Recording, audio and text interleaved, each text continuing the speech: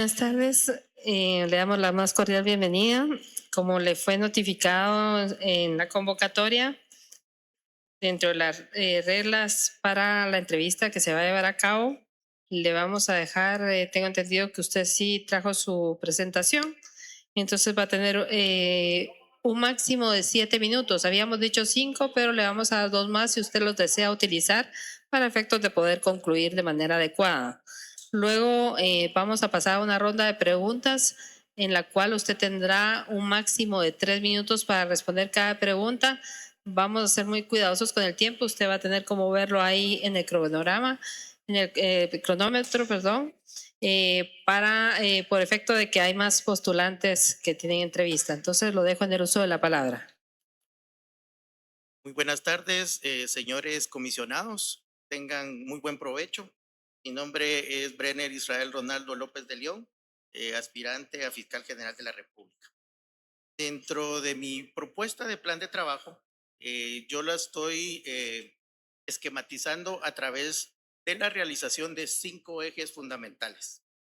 Estos ejes fundamentales, el primero, lo tenemos relacionado a la actualización de instrucciones. ¿Por qué me refiero a la actualización de instrucciones como eje principal de la política institucional y de persecución penal? Derivado a que con esta actualización de instrucciones, pues vamos a reducir los índices de discrecionalidad que pudiera tener un fiscal en el momento de aplicar la persecución penal. También yo propongo la priorización de fenómenos delictivos para retomar la persecución penal estratégica. La persecución penal estratégica derivados del punto de vista de los métodos especiales de investigación, el derecho penal premial y sobre todo la extinción de dominio. Este top 5 de delitos que yo propongo retomar la persecución penal estratégica lo encabeza el delito de las extorsiones. Asimismo, el delito del homicidio desde el punto de vista de la delincuencia organizada. De la misma manera, el tercer fenómeno a combatir es el narcotráfico.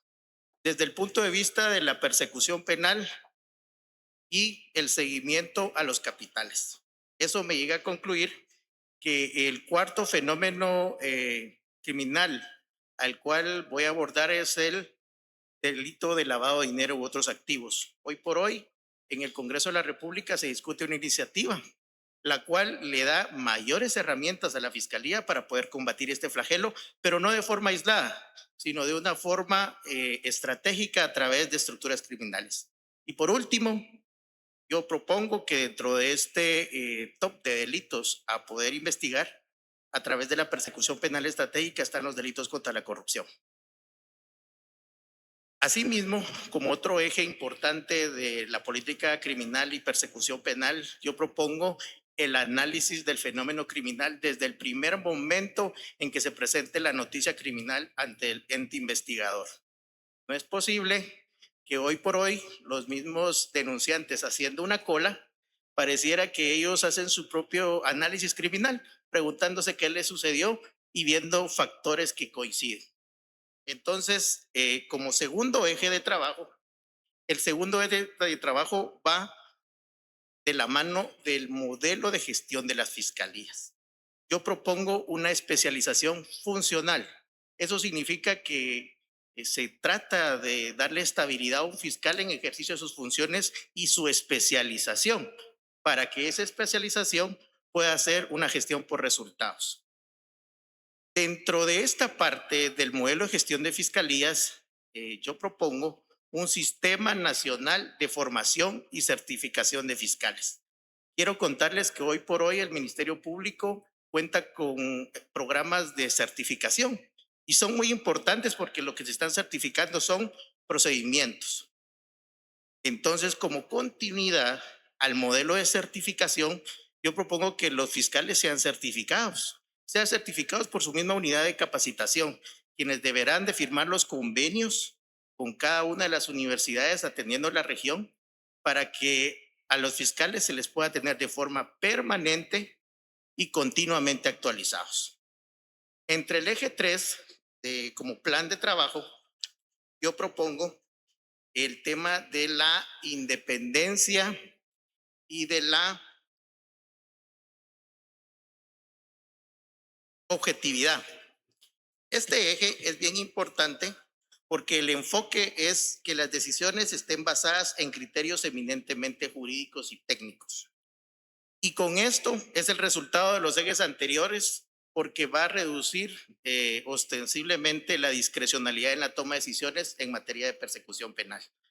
¿Cuáles son las acciones claves dentro de este eje? Lineamientos internos claros, protocolos de casos de alto impacto. Esto es bien importante hacer énfasis, señores comisionados, porque históricamente el Ministerio Público ha tenido fiscales quienes, cada quien atendiendo a su propia técnica, a su propio conocimiento, a su propia especialización, han dado un abordaje distinto a fenómenos de alto impacto. Entonces, yo considero que la mejor forma de poder evitar la discrecionalidad o por lo menos reducirla es creando protocolos para la atención de casos de alto impacto. En el eje número 4, que se refiere a las medidas administrativas y de recursos humanos, en este eje es bien importante tomar en consideración la gestión eficiente y control institucional. Pero sobre todo en este eje se propone el fortalecimiento a la carrera fiscal. Y este fortalecimiento a la carrera fiscal es un elemento histórico, no solo en nuestro país, sino en muchos países de Latinoamérica que le han apostado al fortalecimiento de sus carreras fiscales para empezar respetándolas. Y segundo, llenándolas de elementos que sean atractivos, por qué no decirlo, para que cada uno de los fiscales al momento de ingresar a ejercer sus funciones se sientan no solo apasionados por ejercer su función, sino por rendir un resultado a la población. Como eje número 5, tenemos el tema de las políticas de Estado y cómo éstas tienen que empatar con la política institucional del Ministerio Público. Es importante aquí indicarles de que estas políticas públicas, no de este gobierno, sino históricamente en todos los gobiernos, lo que han tratado de combatir es justamente la lucha contra la delincuencia, la seguridad, la prevención del delito. ¿Qué es lo que propongo? Coordinación técnica interinstitucional permanente, es decir, mesas de trabajo operativas. Señores comisionados, yo me quedaría aquí en esta parte para poderles decir que esta propuesta técnica no. Muchas gracias, pero ha terminado el tiempo. Vamos a continuar con la ronda de preguntas, para lo cual le voy a ceder el micrófono al decano Reyes. Buenas tardes. Gracias, señora Presidente. Bien, estaba leyendo el resumen de su plan de trabajo como usted lo estaba exponiendo y me llamó la atención el eje número 3, referente a los protocolos institucionales para el tratamiento de investigaciones de alto impacto. Respecto a ello, yo quisiera preguntarle si usted fuera asignado fiscal general y quisiera dar una orientación a los fiscales, ¿cuál es su visión respecto a la prisión preventiva en los casos de alto impacto? Muchas gracias, señor comisionado. Mi visión acerca de la prisión preventiva, pues yo considero que la prisión preventiva es un última ratio, es decir, debemos privilegiar la libertad de las personas. Por supuesto, en casos de alto impacto necesitamos crear lineamientos claros y precisos para que la población, quiero contarles de que al momento de ser llamado a la justicia no sienta temor, sino que sienta confianza de someterse a un proceso en donde se van a respetar sus garantías y sobre todo se van a hacer las evaluaciones correspondientes en mesas técnicas para que sean criterios uniformes y de aplicación, no para personas en particular, sino para casos. Y creo que eso es lo que la institución del Ministerio Público, a través de su objetividad, debe de buscar. Muchas gracias. Me voy a permitir formular una pregunta. Como usted tiene dentro de su eje tercero independencia y objetividad, ¿cómo va a garantizar que la objetividad y la imparcialidad orienten por igual tanto los casos de alto impacto como los asuntos de carácter ordinario o común? Muy bien, gracias, señora presidenta. Bien importante la pregunta porque se deriva precisamente de la necesidad de actualizar instrucciones. Cuando se actualizan instrucciones a través de criterios técnicos, cerramos el margen discrecional. Y no lo cerramos del todo porque obviamente tiene que existir un marco en donde el funcionario en su uso de objetividad pueda tomar las decisiones. Pero mientras se reduce, entonces cuando hay reglas claras, los fiscales, es una institución jerarquizada. Déjenme contarles de que a lo largo de mi trayectoria profesional yo estuve muchos años en el Ministerio Público, 16 años, y les puedo decir de que los fiscales entendemos, y le digo entendemos porque creo que uno nunca deja de ser fiscal, entendemos que existen instrucciones que cuando son claras no se puede alegar ambigüedad en su interpretación, son claras. Muchas gracias, señora secretaria. Postulante, usted refirió una lista de fenómenos criminales que priorizaría en su administración y dentro de ellos relacionó la corrupción. Sí. ¿Qué medidas tomaría relacionadas a direccionar el Ministerio Público para que la corrupción y la impunidad no se correlacionen en el trabajo de fiscalía? Sí, muchas gracias. Efectivamente, dentro de la priorización de fenómenos criminales, la propuesta es utilizar la persecución penal estratégica, que esta implica justamente el hecho de la extinción de dominio, el derecho penal premial, colaboradores eficaces y sobre todo combatir esas estructuras siguiendo el dinero. Hoy por hoy, en materia de corrupción, la Fiscalía Especializada es la Fiscalía contra Delitos de Corrupción y la Fiscalía de Delitos Administrativos. Pero pareciera, eso habría que verificarlo a través de una mesa técnica, pero pareciera que hay muchos fiscales investigando los mismos fenómenos. Y entonces no solo el recurso humano es limitado y cuando todos hacen exactamente lo mismo, entonces los resultados en algún momento no son los esperados. Le pongo el ejemplo claro. Hay veces que en materia de corrupción, la Contraloría General de Cuentas denuncia muchos periodos auditados, pero es sobre un mismo gobierno municipal. Entonces, la propuesta es sencilla. Es decir, bueno, entonces el fiscal A va a tener todos los casos relacionados al gobierno municipal A en todos sus periodos para poder evidenciar el fenómeno y los patrones que se repiten y que necesitan ser investigados y deducidos responsabilidades.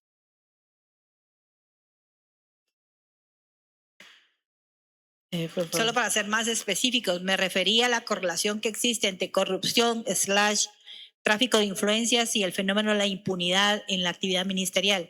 Sí. Bueno, lo que usted indica en cuanto al tema de corrupción, impunidad, la impunidad es efectivamente el hecho de no existir una sanción para las personas que cometen hechos delictivos y en este caso de corrupción. ¿Cómo propongo que reducir esa brecha? Hay que ser un poco realistas y creo que en cuanto a derecho comparado, los países han reducido esas brechas a través de reglas claras, de protocolos que no sean ambiguos. Creo que el tema de los protocolos y las instrucciones claras a veces se hacen solo por aparentar que existe un tipo de instrucción. Pero sin embargo, a la hora de entrar en el análisis de fondo, encontramos que hay muchas lagunas en donde dejan mucha parte a la discrecionalidad. Reducir la impunidad de un momento a otro, eso no puede suceder. Lo que se puede hacer aquí es priorizar. Y entonces la propuesta, por eso yo indico que es justamente priorizar estos fenómenos y pues entonces tendríamos que hacer coordinaciones con los entes encargados de esta fiscalización para poder establecer cuáles son los gobiernos municipales, para citar un ejemplo, más denunciados. Entonces, derivado de eso, pues ya se toman las decisiones apropiadas para efectivamente tener los resultados que se esperan y reducir la brecha. Muchas gracias, decano Leo. Gracias, señora presidenta. Doctor Brenner, usted menciona que dentro de unos fenómenos criminales, los cuales se debe abordar es disculpe, el fenómeno criminal de la extorsión. Particularmente y puntualmente, ¿cuál sería la forma de abordar este fenómeno criminal que nos viene aquejando ya no solo de ahorita, sino que de varios años atrás? Muchas gracias, señor comisionado. El fenómeno de la extorsión justamente es eso, es un fenómeno que es visto como un problema social, el cual merece un abordaje integral, no solo a través de la persecución del delito. Dentro de la propuesta para abordar estos fenómenos, particularmente el de extorsión, se requieren mesas de trabajo interinstitucionales en donde no solo las instituciones de gobierno estén presentes, sino muchas del sector privado. Entiéndase representantes de telefonías, representantes de transportistas, representantes de todos aquellos que les afecta el fenómeno de la extorsión. Derivado de eso, de esas mesas, lo importante es que existan mesas de coordinación operativa. Las mesas de coordinación operativa lo que permite es tener información en tiempo real para poder dar una respuesta inmediata al fenómeno delictivo de la extorsión. Hoy por hoy, los casos de extorsión pareciera que no se investigan desde el punto de vista de perseguir los fondos que se erogan en concepto de extorsión, sino que dentro de la cadena de personas que se ven involucradas en una extorsión, vemos que existen varios que participan. Difícilmente no vemos dónde está el beneficio o las personas actoras. Yo propongo que a través de la extinción de dominio podamos llegar a esas personas que se benefician con el fenómeno de la extorsión y sobre todo, una vez identificados, pues ahí sí deducirles las responsabilidades correspondientes, pero de manera gradual. ¿A qué me refiero con manera gradual? Hay muchos actores que participan en el fenómeno de la extorsión, desde la persona que confía en un familiar y le dice, mire, le presto mi cuenta, hasta la persona que realmente se beneficia. Entonces no podemos aplicarle la ley en las mismas condiciones a ambas personas. Creo que ahí lo que tenemos que hacer es justamente actualizar instrucciones que sean claras. ¿Por qué me refiero a la claridad? Para todos los fiscales es importante tener instrucciones que puedan ser entendibles y que no den lugar a una interpretación ambigua. Eso sería, señor comisionado. Muchas gracias, decano Maldonado. Buenas tardes, doctor López. Atendiendo a su presentación de su programa, justamente el eje primero es política criminal y persecución penal, que habla de estándares técnicos, uniformes, etc. ¿Cuál sería el enfoque de su trabajo de llegar a ser fiscal general a favor de la víctima, para la atención de la víctima, una de las responsabilidades del Ministerio Público? Claro, la víctima es uno de los actores más importantes dentro del proceso penal y creo que uno de los enfoques más importantes, pues esperaría de cualquier gestión, es la no revictimización. La no revictimización es importante para las víctimas porque el hecho de narrar lo que ha sucedido una y otra es un tema muy complicado. Hoy por hoy quiero contarles de que el Ministerio Público tiene varios modelos de atención integral, pero no está para todo, sino que está limitado a ciertos fenómenos que son entendibles. Entonces yo creería que una propuesta importante a poder realizar es aplicar ese fenómeno o ese modelo de gestión de atención integral a todas las víctimas, porque lo que evita ese tipo de modelos es la revictimización y sobre todo el derecho a una reparación digna. Creo que para la víctima no solo es el hecho de no revictimizarla, sino que también tienen derecho a la reparación digna, que no es solo dinero, sino que es muchas veces el reconocimiento de que sí ha sido víctima y que merece una garantía de no repetición. Muchas gracias. Bueno, yo creo que no hay nada más, entonces vamos a dar por concluida su entrevista. Le agradecemos mucho y lo van a acompañar. Muchas gracias, señores comisionados. Con permiso.